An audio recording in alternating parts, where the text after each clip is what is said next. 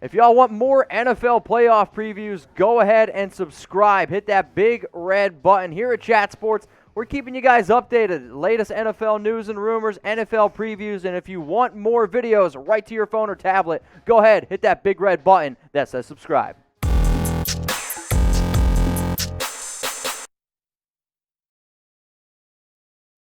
Chiefs versus the Cleveland Browns. We got an AFC Divisional Round matchup. The 11-5 Browns taking on the 14-2 Chiefs. Oh, yeah. I'll tell you what. The Browns, to me, had a phenomenal game against Pittsburgh. It was one of those where I was like, 28-0.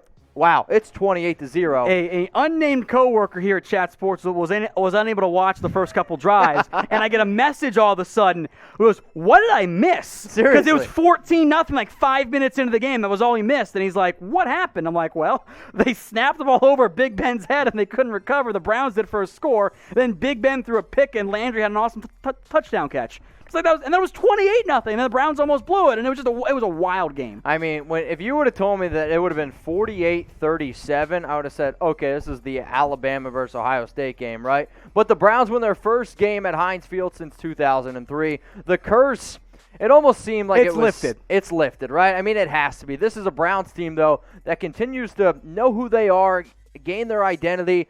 But as great as Nick Chubb was, as great as Kareem Hunt was, this is one of the first times where I saw, you know what, Baker Mayfield did take a lot of control. And when that game got back to 35-23, I was like, oh, no, Pittsburgh's going to take the lead. We're going to see bad Baker, and then they responded. They ran the ball twice, and it was 3rd and long, and I'm like, that's why you don't just run the ball blindly. And Baker made an awesome 3rd down pickup, and then they let Baker keep dealing. Now, they ran the ball, too, and they ran the ball great, and that's going to be their style because that's who that offense is. Absolutely. Under Kevin Stefanski, even if he wasn't actually there to call the plays. But Baker made big plays. That was a key reason why the Browns won against the Chiefs. He's probably have to make a lot of big plays. Yeah, that's a fact. I mean, anytime you are a 10-point underdog, you're going to have to make some things happen. And being a 10-point underdog in the playoffs, I don't really think it doesn't talk much about the Browns. It says so much about the confidence in the Kansas City Chiefs, man. When they come out of a bye with Andy Reid, Patrick Mahomes, they put up ridiculous amount of points. I mean, I believe the lowest point total over the last 5 games was 31 points, as you said. Nutty. But over under 56 points in this one. The Chiefs are favored by 10 points. I do believe that this is going to be a higher scoring game. I will say, though, if the Browns want to win, they have to get out and lead, and they have to be able to control this game with Nick Chubb. It's difficult as that is. And Sure. There's when you use like the win probability stuff, it factors in like the expectations and spreads and previous results. And the way it's been the past couple years, especially early on, you almost need a 2-score lead to be favored. Because the Chiefs always find their way back into this one. I think this game is going to take, likely, of course, there are a bunch of different options, blah, blah, blah, different outcomes, right? Option number 1, Chiefs come out hot. They come out fired up. The Browns already won their Super Bowl, quote, unquote, and the Chiefs boat race them. Option 2, Chiefs come out like they have most of this year, at least a lot of times this year, kind of dink around a little bit, aren't really awake at the beginning. Browns take a lead, and the Chiefs go, oh, yeah, right, we're awesome. And they come back and win like they did, last playoff stretch. I will say this, though. If the Browns get out to a 28-0 lead in the first quarter, the Chiefs are the one team where I'm like, it ain't over. Like, we've seen that multiple times, but I will say this is a lot different this year than last year. The Chiefs, they need to be ready to rock and roll. I know the Browns will be too. So this is going to be the pinned comment on today's video. So what I want you guys to do, if you're getting hit with a YouTube ad break here on YouTube, I want you to scroll on down and let us know in the comments section who you guys got in this one. I want you to type B for the Cleveland Browns, or if you're going to go with Patrick Mahomes and the Kansas City Chiefs, I want you to go ahead and type that C. Let's look at the quarterbacks here. Patrick Mahomes and Baker Mayfield. Obviously, Patrick's the better QB. This is only in 15 games. Probably would have threw for 5,000 yards again, at least. Yeah. I would have put my money on it. Would have threw for 40 touchdowns.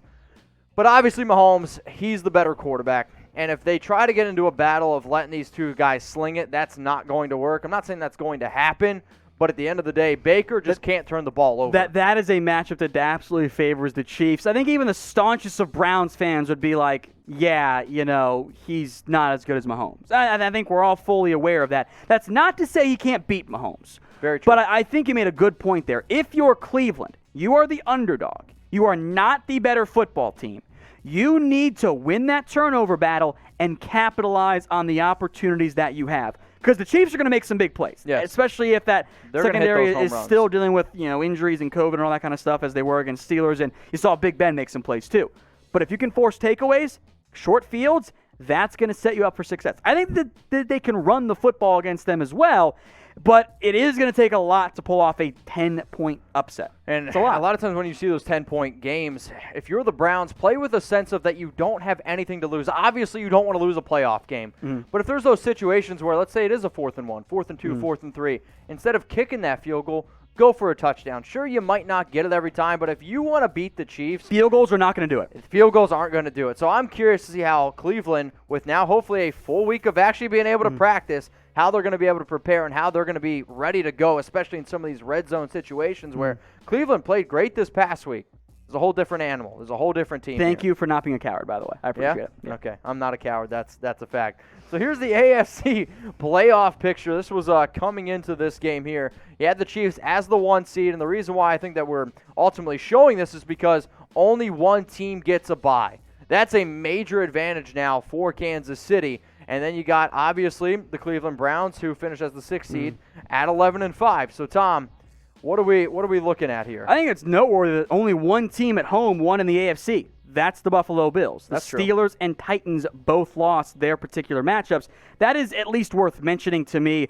That bye, I think, we kind of mentioned it earlier, I think also matters. That extra bye week of preparation, that extra time of being able to just like chill and relax and prep and get a little bit healthier, that all matters. Historically speaking, there have been a lot of moments where the team with a bye ends up having a little bit more success. Now, part of that is, it's the best team, or at least one of the better teams. I think that's going to really help Kansas City, though, in the end. I really think that maybe not makes them the heavy, super obvious favorites, like guaranteed favorites, but it helps. Buys do not hurt you come playoff time. It also helps you rest up. I mean, Sammy Watkins was battling a lot of injuries. Clyde Edwards-Helaire battling a lot of injuries. So this gives you a little bit extra time to get healthy, get ready to go. And we've seen when the Chiefs are at their full strength, when they are fully prepared, when they want to beat you, they're going to end up beating you. So I'm curious to see how the Browns bounce back. But you got the Cleveland Browns at 11-5, just came probably off their biggest win in my lifetime. I think in almost any lifetime. It's been a long time since they had a win of that magnitude. I mean, it was a giant, giant victory there for Cleveland. So who's going to go ahead and win the AFC? Let us know in the comment section. Maybe it's going to be the Kansas City Chiefs. Maybe it's going to be the Cleveland Browns. Buffalo or the Ravens, let us know. Until they get beaten, as partially a sign of respect, also because the team's really good at football, blah, blah, blah, I'm going to go with Kansas City. So, I would love to see Cleveland make the improbable underdog run of the century. Cleveland Bills, sign me up. That'd be fun. I would love to see a young quarterback, Josh Allen, Lamar Jackson, get their chances as well. I think, though, in the end, the Chiefs are the obvious favorites for a reason here. Yeah. Now, it's tough to repeat. It's very tough. And they've shown some weaknesses, but I'm going to go with KC in the end. As much as I hate to admit it, I am also going to go with KC, but I do want to see the Buffalo Bills.